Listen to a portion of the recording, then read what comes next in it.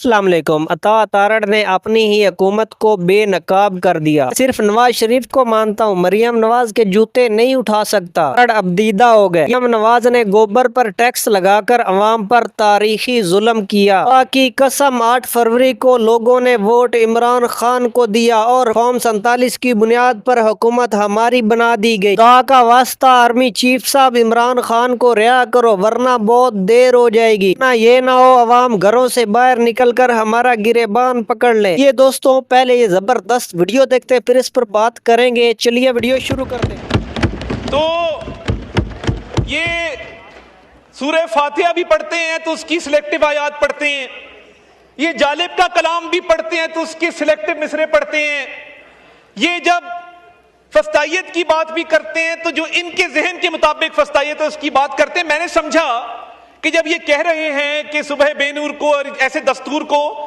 مجھے یہ گمان آیا کہ غالباً مینار پاکستان کے سائے کے تلے اس ریفرینڈم کے جلسے کے اندر خان صاحب نے یہ فرمایا ہوگا اس وقت کے حکمران کو کہ ایسے دستور کو صبح بے نور کو میں نہیں مانتا، میں نہیں جانتا۔ وہ بھی نہیں نکلا کیونکہ یہ پولنگ ایجنٹ تھے، یہ صف اول کے سپاہی تھے، اس فسطائیت کو تو قبول کیا۔ مگر آج جب یہ پارلیمان ہائیسٹ ادارہ اس ملک کا ایک لیگل سٹریٹجی کے تحت، ایک مشاورت کے تحت، ایک سیاسی عمل کے تحت ایک کانسٹیٹیوشنل امینڈمنٹ کرنے جا رہا ہے، وہ ان کو چبھ رہی ہے۔ اس وقت کا ریفرینڈم ان کو نہیں چبھا تھا، اس کو انہوں نے قبول بھی کیا تھا اور وہاں پولنگ ایجنٹ بن کے کھڑے بھی ہوئے تھے۔ یہ selective morality, selective justice, double standards, دوہرا معیار، اس کے علاوہ ان کی سیاست ہے کیا؟ اور اسی کرسی پر بیٹھ کے جناب چیئر، ہم اس سائیڈ پر بیٹھے تھے، قاسم خان سوری نے پوری دنیا کے سامنے آئین کو توڑا، آئین کو پامال کیا، پارلیمنٹ کو ڈیزالو کیا۔ اس پہ تو نہیں کہتے کہ ایسے دستور کو صبح بے نور کو میں نہیں مانتا، میں نہیں جانتا۔ اس وقت پوری پارٹی نے، کوئی بات نہیں، شاید کھٹک، کوئی بات نہیں بھائی، سن لے، حوصلہ۔ تو یہ سلیکٹیو میموری ہے۔ ہم نے ادھر بہت منجے ہوئے سیاسی ورکر بیٹھے ہیں، یہ شاید کھٹک بیٹھا ہے، یہ گراؤنڈ لیول کا سیاسی ورکر ہے، پالیٹکس شروع کی، اسٹوڈنٹ پالیٹکس سے ہم بھی دیکھتے رہے ہیں، ہم نے بھی تبھی آغاز کیا تھا، ان کے ساتھ چلے تھے۔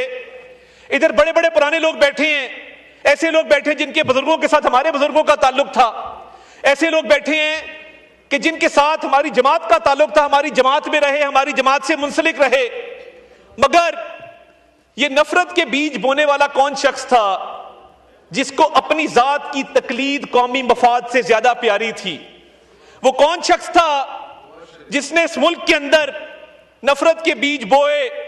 کیا وہ آج معافی مانگے گا کہ مینار پاکستان کے نیچے کھڑے ہو کے پولنگ ایجنٹ بنا؟ کیا وہ آج معافی مانگے گا کہ دستور کو توڑا گیا، اسی ایوان میں بیٹھ کے، اسی کرسی پر بیٹھ کے توڑا گیا؟ ہم نے مانگی ہے، کئی بار مانگ چکے ہیں، آپ بھی مانگ لیں۔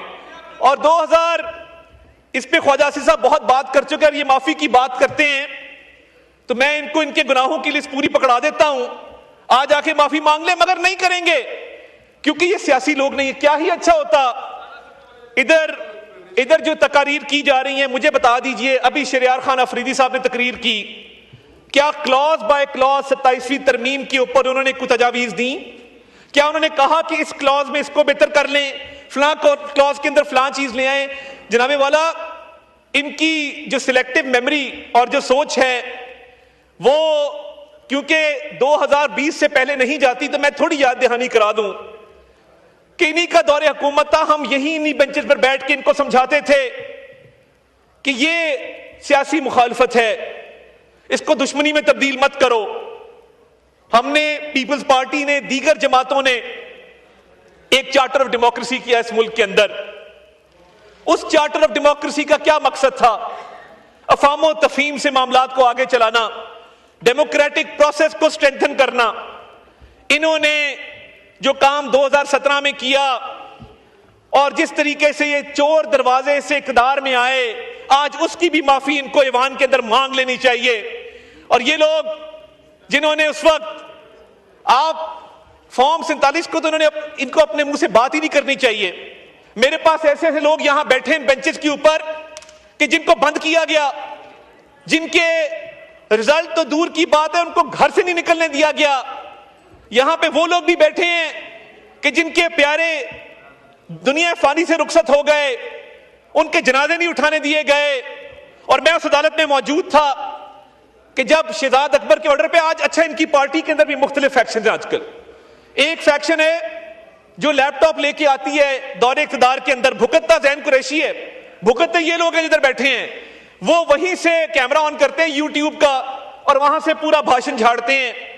وہ ہر دور میں آپ کو کیبنٹ میں بیٹھے نظر آئیں گے, فرنٹ سیٹ پہ بیٹھے نظر آئیں گے, حکمرانوں کے قصیدے پڑھتے نظر آئیں گے. مگر اتنا سا مشکل وقت آتا ہے تو سب سے پہلی فلائٹ جو پاکستان میں جاتی ہے اس کی سیٹ 1A کے اوپر وہ براجمان ہوتے ہیں. آج بھی وہ بیٹھ کے اداروں کی تصدیق کرتے ہیں. کس ایجنڈے پہ کرتے ہیں؟ اور یہ ان کی پارٹی کی پالیسی ہے گڈ کاپ بیڈ کاپ کھیلنا.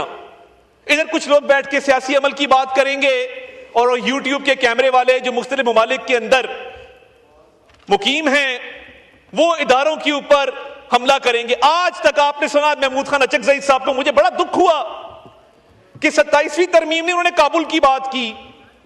اور دیکھیے یہ ایک نئی روایت چل پڑی ہے کہ بات ایسی کرو جو افغانستان کے اندر ہیڈ لائن بنے, جو انڈیا کے اندر ہیڈ لائن بنے.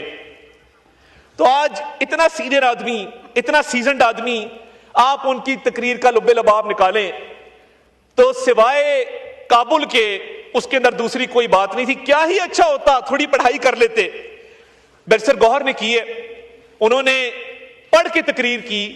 مگر میں دعوے سے کہتا ہوں کہ جتنے لوگ یہاں سیاسی تقریر کر رہے ہیں, کسی نے پارلیمنٹری سوورنٹی کا سسٹم پڑھا, کسی نے پارلیمنٹری سپریمیسی کا سسٹم پڑھا, کسی نے separation of powers between executive judiciary legislature پڑھا, تو آ کے اس پہ بات کرتے, بتاتے کہ دنیا کے مہذب ممالک کے اندر ایگزیکٹو کا کیا رول ہے, لیجسلیچر کا کیا رول ہے, جوڈیشری کا کیا رول ہے. سیپریشن آف پاور تو ان کے اوپر سے گزر گئی. آج آ کے بات کرتے تو بات کرتے کانسٹیٹیوشنل سپریمیسی کی, بتاتے کہ جی ہم ایک آپ کے لیے ڈاکیومنٹ لے کے آئے ہیں, ہم چاہتے ہیں کہ اس ڈاکیومنٹ کو بھی پڑھا جائے. مگر کیونکہ ویڈیو بنا کر صبح بے نور لکھنا آسان ہے تو یہ آسان رستہ چنا گیا. کیا پارلیمانی پارٹی کی جوائنٹ اپوزیشن نے میٹنگ بلائی؟ کیا کہا کہ ہم بیٹھتے ہیں اور ایک ایک شک پہ بات کرتے ہیں؟ وہ نہیں کریں گے. جس چیز پہ زیادہ لائکس آئیں گے, ویوز آئیں گے, جو بڑا تماشا کھڑا کرے گا وہ بات یہاں پہ کریں گے ایوان کے اندر. 27ویں ترمیم پہ بات چیت آج کی شروع نہیں ہوئی جناب والا, یہ چارٹر آف ڈیموکریسی سے پچھلے 20 سال سے کانسٹیٹیوشنل کورٹس کی بات جاری ہے.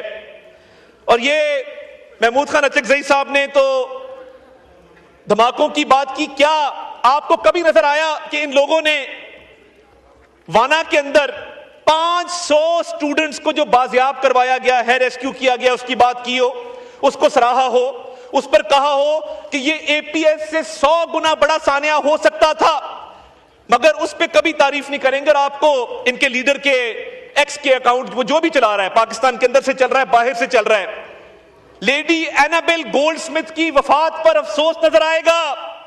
لیڈی اینابل گولڈ سمتھ کی وفات کے اوپر آنسو بہائے جائیں گے, مگر میجر عدنان جس نے اپنی جان نچھاور کر دی اپنے ساتھی کو بچاتے ہوئے, اس پہ یہ 2 لفظ نہیں کہیں گے.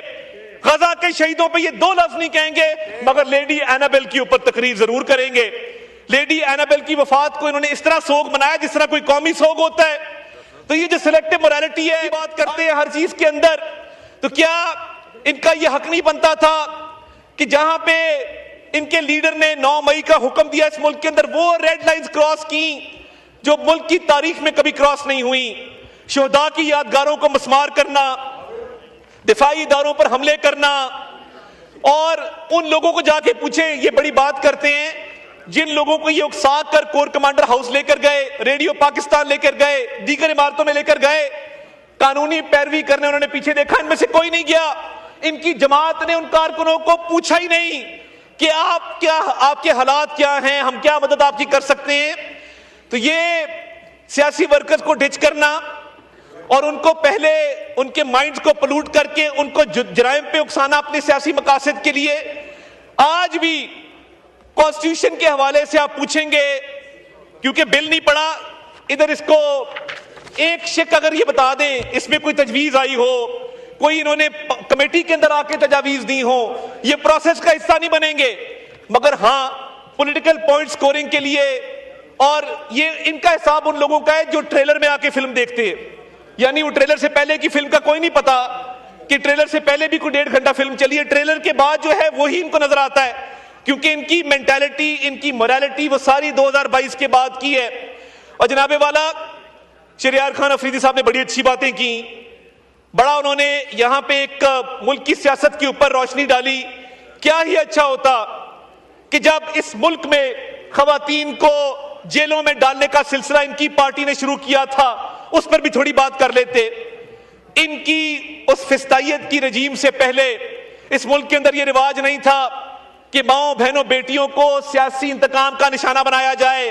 ہمارے معاشرے میں ماں بہن بیٹی کی بڑی عزت ہے, لوگ بڑی قدر کی نگاہ سے دیکھتے ہیں, مگر ان لوگوں نے یہ روایت ڈالی کہ سیاسی انتقام میں اندھے ہو کر اس وقت ہم ان کو سمجھاتے تھے, ادھر بیٹھ کے سمجھاتے تھے کہ یہ وقت کا دھارا ہے, یہ ایک سا نہیں رہتا, جیسی کرنی ویسی بھرنی.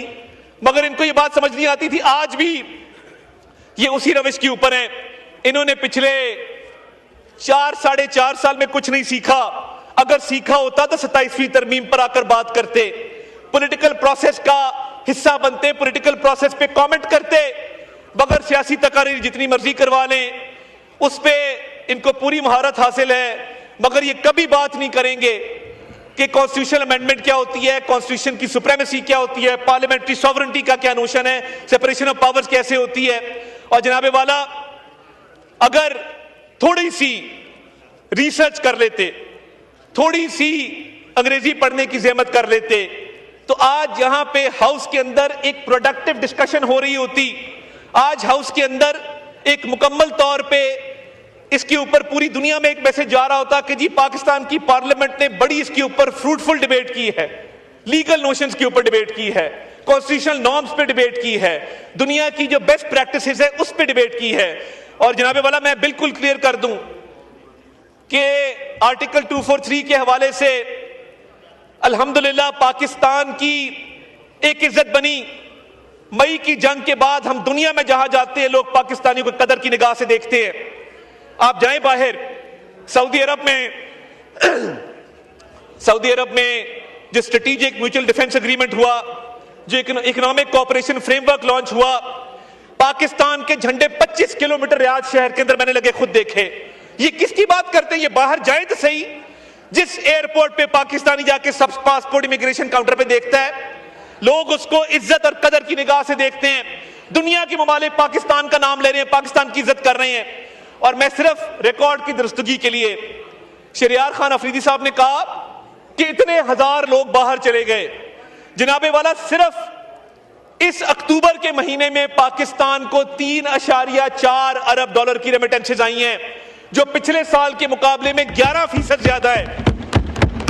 تو یہ ان کو نظر نہیں آتا کہ جو بیرون ملک پاکستانی ہیں انہوں نے کالز دی. کیا ان کے لیڈر کے کہنے پہ انہوں نے نہیں کہا کہ پاکستان ریمیٹنسز مت بھیجو؟ آپ موازنہ کر لیں کہ ریمیٹنسز ریکارڈ ہے اس وقت. آپ کی بائیکاٹ کی کالز کے باوجود آپ بار بار کہتے رہے مت بھیجو مت بھیجو مت بھیجو, مگر میں اوورسیز پاکستانی کو سلام پیش کرتا ہوں, جتنا آپ نے منع کیا اتنی زیادہ ریمیٹنسز پاکستان کے اندر آئی ہیں.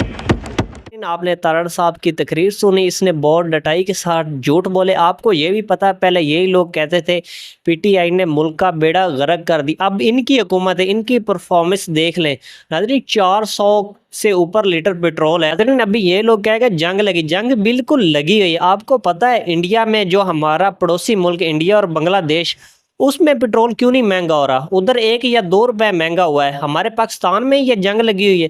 جنگ ایران اور امریکہ کی ہے, مہنگائی ہمارے پاکستان میں بڑھ رہی ہے. یہ بھی حقیقت ہے, جب یہ اپوزیشن میں ہوتے ہیں ان کو پتا ہوتا ہے ہم نے بات کیا کرنی اور کیسے عوام کو بلا پسلا کر اور ووٹ ان سے کیسے لینے. ہمارے سیاست دانوں نے پاکستان کو سیاسی انتقام کا گھر بنا لیا. آپ کو پتا ہے پہلے عمران خان کی حکومت تھی, عمران خان نے مریم نواز اور اس کے والد کو جیل میں ڈالا تھا, جو کہ غلط تھا. آج ان کی حکومت ہے, ان لوگوں نے حدیں پار کر دی. آپ کو پتا ہے عمران خان کا عین اور قانونی حق ہے, وہ جیل میں بیٹھا, ان کی ملاقاتیں بند کی ہوئی. اگر ملاقاتیں ہوتی بھی ہیں وہ بھی 2-2 3-3 منتھ بعد, नाजरीन, वक्त का पहिया घूमता है। आज इनकी हुकूमत है, कल फिर पीटीआई की हुकूमत आएगी, फिर ये लोग क्या करेंगे? इनको चाहिए अपनी सियासी लड़ाइयाँ छोड़कर मुल्क पर फोकस करें, क्योंकि हमारी मैशत दिन ब दिन नीचे जा रही है और पाकिस्तान में बेरोज़गारी, महंगाई बढ़ रही है। उसमें पाकिस्तान की गरीब आवाम महंगाई की चक्की में पिस रहे हैं। हमारे सियासतदानों को होश के नाखून लेने चाहिए। इसके अलावा आप ये भी जानते हैं, पाकिस्तान, ईरान और अमेरिका के दरमियान मुज़ाकरात करा रहा है। बिल्कुल अच्छी बात है, कराने चाहिए। जो पाकिस्तान में जंग लगी उस पर मुज़ाकरात क्यों नहीं हो रहे? आपको पता है पीटीआई और नून लीग के दरमियान बहुत सख्त जुमलों का तबादला होता है। इनको चाहिए एक टेबल पर बैठे, मुज़ाकरात करें। लेकिन तब तक पाकिस्तान तरक्की नहीं कर सकता जब तक कि ये पाकिस्तान में आपस की लड़ाइयाँ ख़त्म नहीं हो जाती। इनको चाहिए एक पेज पर आ जाए, क्योंकि उसमें पाकिस्तान का फ़ायदा है। अपनी सियासी लड़ाइयाँ छोड़कर, अपने सियासी मफाद छोड़कर पाकिस्तान के बारे में सोचें, अपने मुल्क के बारे में सोचें। नाज़रीन कराम, आप क्या समझते हैं? अपनी कीमती राय कमेंट में ज़रूर बताएं। हमें दीजिए इजाज़त। अल्लाह हाफ़िज़। पाकिस्तान हमेशा ज़िंदाबाद।